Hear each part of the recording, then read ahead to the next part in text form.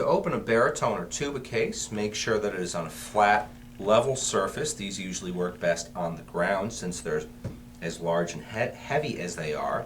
There are two styles of latches that you'll find on these cases. This case happens to have the sideways opening latches. These are often a Yamaha case, and what you should do is look and make sure that the word Yamaha underneath the case handle is upright. You'll know that your case is upright. Put a little bit of pressure on the inside of the latches. They'll pop open. Go ahead and lift it up. Now, if you have latches that open vertically, make sure that they're going to open up and out to make sure that your case is upright. To assemble baritone or tubas, carefully and gently remove from the case and insert the mouthpiece into the mouthpiece receiver. Not a lot of force is necessary. Simply slide it in. If the mouthpiece does happen to get stuck at any time, make certain to bring it to your local music store. There's a tool that music stores have that can safely, quickly, and easily remove stuck mouthpieces that is almost always free of charge. The main parts of a baritone or tuba are mouthpiece, mouthpiece receiver, first, second, and third valve, and corresponding first, second, and third valve slides, bell, and on the back side here we have the main tuning slide and water key or spit valve. If the valves on your baritone or tuba start to get slow or scratchy, it may be time to oil them. I usually recommend oiling valves once or twice a week depending on use. Go ahead and open up your valve oil, have that ready. Unscrew the top cap of the piston, and I recommend doing these one at a time, not all three at once.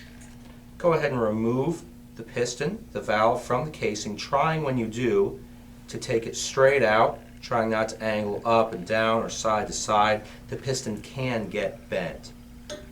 As you take the piston out, you'll note that on the top of each valve you're going to see a number.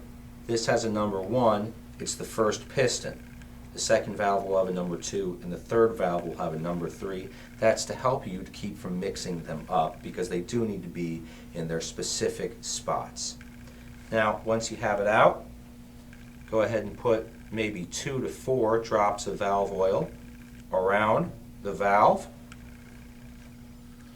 and replace the valve as straight and carefully as possible. Rotate it. You'll see that it stops here. Go ahead and rotate it until it moves freely, and then tighten that top cap back up and repeat that process with the second and third valves as necessary.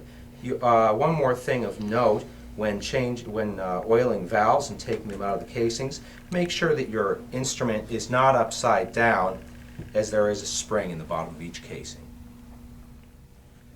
Approximately once a month, it's important to move each slide on your baritone or tuba. Make sure you press down on whichever valve is attached to your tuning slide here. So this is the first valve slide. Press down on the first valve while you're moving this one. Second valve slide, press down on the second valve. And the third valve slide, third valve. Now, if they do happen to get dry or a little scratchy, it's time to grease them. This is a common type of slide grease that you're going to find in many cases. Go ahead and push a little bit out. Take your valve slide all the way out while pressing down on the valve, and just a little bit of slide grease on each side there. You can see that not a lot is necessary, and go ahead and work it in with your fingers.